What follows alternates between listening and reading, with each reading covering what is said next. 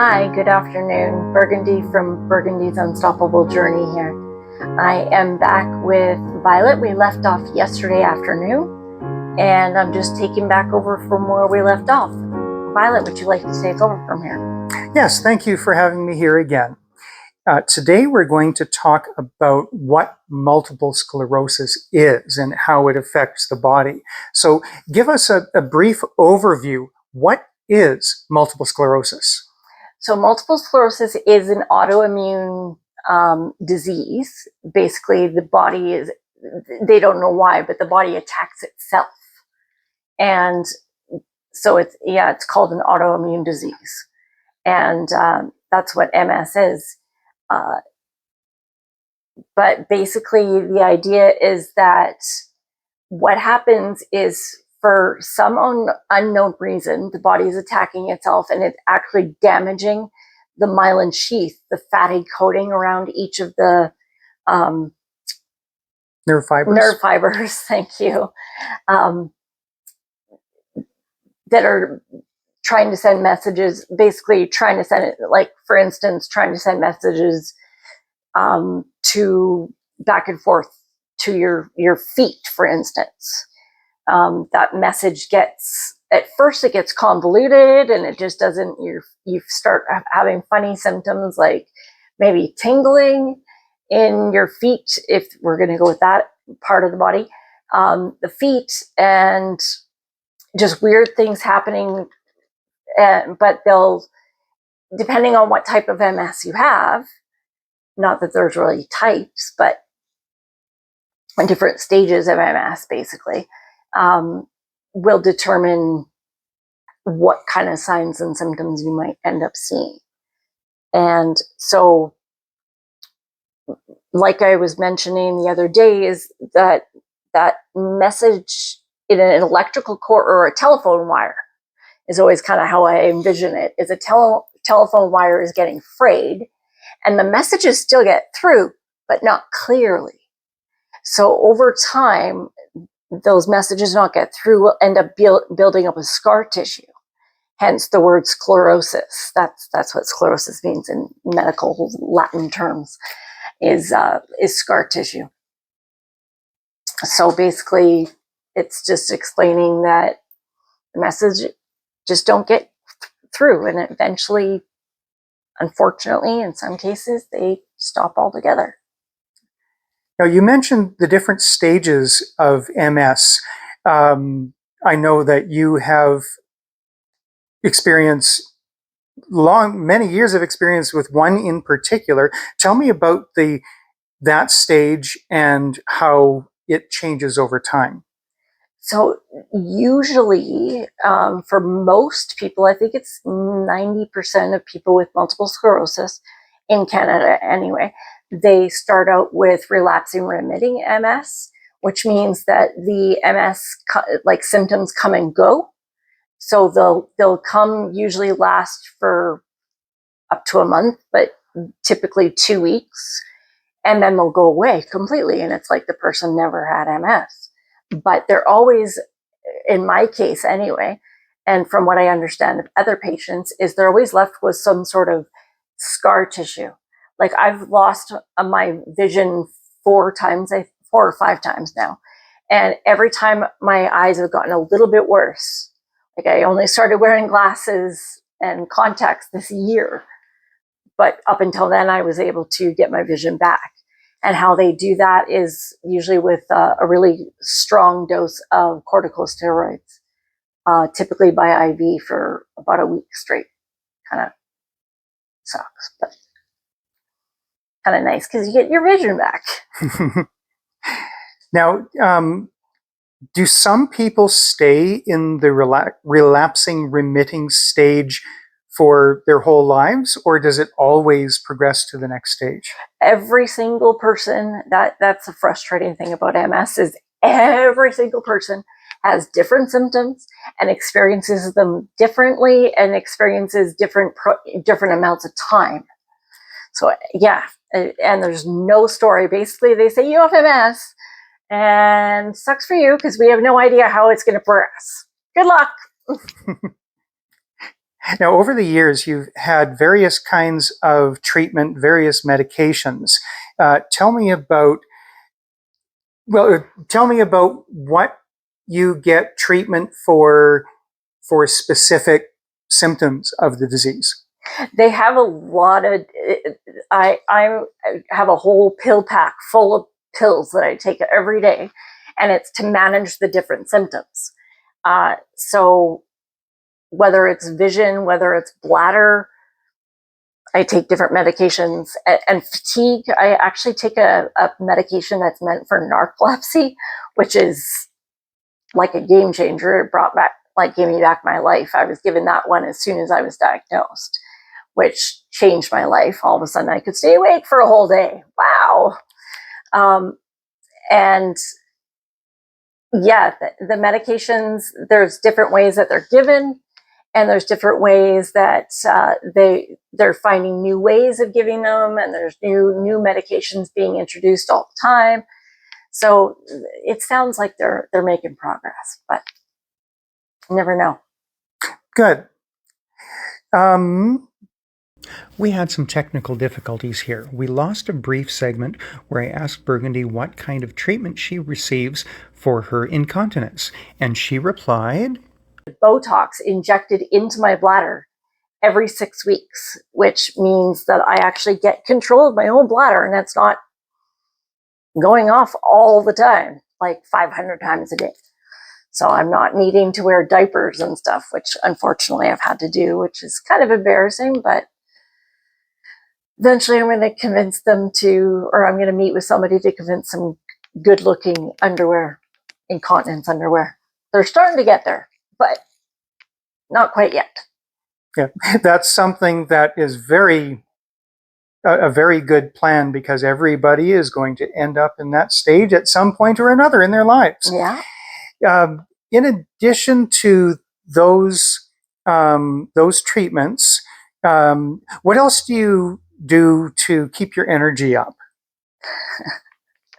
I actually take a medication that they actually prescribe for narcolepsy, and that was originally given to me when I first got diagnosed, which was a game changer, because all of a sudden I could stay awake for a whole day. It's still, I'm not getting it often as I need, so I'm finding that in the afternoons I get really tired, and I can easily pass out in the afternoons, but they're always messing around with medications, and I've got a lot of great doctors and people helping me with that. But I also, since marijuana was legalized, I found sativa. All of a sudden, I can inject, or not inject, inhale, consume edibles and stuff of sativa, and I get the energy like everybody else has. So I can actually function all day long and keep up with everybody else all day long. Now, let's talk a little bit about prevalence. Multiple sclerosis isn't a rare disease. About how many people across Canada approximately have multiple sclerosis? I think I mentioned this yesterday, if I remember correctly. We're in Canada, because the whole world is a little bit different, but Canada is one of the highest countries in the world. We have the most cases of MS in the entire world. And Alberta, which is the province I live in, is the most in all of Canada for MS cases. And there is 90,000 people in Canada with multiple sclerosis currently. And last time I read Canada statistics is 1 in every 20 people will end up being diagnosed with it, something like that. So it's actually, and they're getting close to finding out why and figuring out how to deal with it, but yeah, they haven't quite figured that out yet. And multiple sclerosis is a degenerative disease. It continues to the scar tissue continues to accumulate throughout your life. Does it have an effect on your overall lifespan? It actually, right from day one, that was my concern is MS. Does that mean that my life is going to be shorter? And they always assured me that no, it's not. No, it's not. And everything I've always read said that having children, I wouldn't be passing it down to them. But then when I learned that autoimmune diseases can be passed down, so I'm not too sure. I don't think they've gotten everything figured out yet. But yeah, no, my lifespan is supposed to be the same as everybody else's. Okay, we're back. Let's talk about family life with MS. You have a family. Tell me about your family life with multiple sclerosis. Uh, yeah, as I mentioned, there is no, they've never seen a correlation of it being passed down to children. They have, which I found really interesting, is they found a correlation between siblings, particularly twins. If one twin has it, it's almost guaranteed that the other twin will get multiple sclerosis. At least that's what I just recently read. I don't know if that's 100% true, but yeah, I do have kids. I have a son that is 13, and he is my boy. He brought something so important to my life. And then I have a daughter who is the little version of me in every way. Some are good, some she's about as stubborn, and she's stubborn. That's Strong-willed is she's how I very like to. strong-willed. She's very strong-willed. Both my kids are very. They were both premature. That there was a little bit of problems with my daughter, who is now 9. She when I was pregnant with her, I actually started going into labor quite early, into, like, I think into the 3rd month. I spent a couple weeks in the hospital getting it stopped. Basically, they had to slow down the labor, basically. And so, yeah, I spent quite a while, actually. Thankfully, here in Alberta, we have such great medical staff and medical help, and they were able to make it so I could have 2 children. And I have 2 very beautiful children. They're very small, just like me, but they're my world. But on top of that, also, I've always had dogs. Dogs has always been a big part of my life. I actually like to brag that I've had 50, she's my 56th dog. And my Aurora, that is sitting next to me, my pit bull, she was the last dog I technically I didn't rescue her. She was rescued by SCARS, the organization I've worked with all these years and really devote a lot of my attention and priorities for. And yeah, I love dogs. I'm crazy about dogs, and I really think that everybody should have one.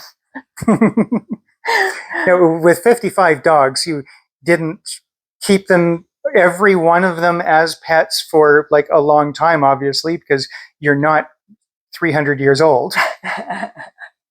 No, no. I am very much of. It took me once or twice. I was like, oh, they're so cute. You fall in love with them. But the point is, they need to go on and move on and have their own life. And that's part of rescuing, is giving them a new life, is finding them a new family. And I love that. I've gotten to stay in contact with a lot of the families I've fostered and then given them to, or that they adopted, and I get to hear about them, and I love hearing about them. Unfortunately, I even get to hear when they pass away, which is really rough, but that's part of having pets, of course. So yeah, no, dogs is a big. That's where I get a lot of my energy from. Yeah, you worked through a wonderful organization, SCARS. I'm going to put a link to the association in the description for this video, so anyone, especially in Alberta, who wants to learn more can click the link and go to their website. So you have a very full life. You have a positive outlook. Once again, I'm so happy to be here to talk about your journey. I'm happy that my journey has taken me along with you at Yeah, this point. me too. Me too. I'm really thankful and so grateful for all the people that I have in my life.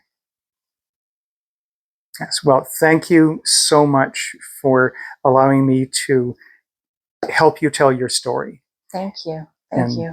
yeah, and for everyone, make sure that you like and subscribe and do all those things, hit the notification bell, and write in the comments. I'm sure everyone has some I questions would for love Burgundy. some comments and some questions. I love talking to people. Yes, there's so much that we haven't gotten into that your comments will help us bring out. So please engage with everything. And until next time, live your unstoppable journey. Thank you. Bye-bye.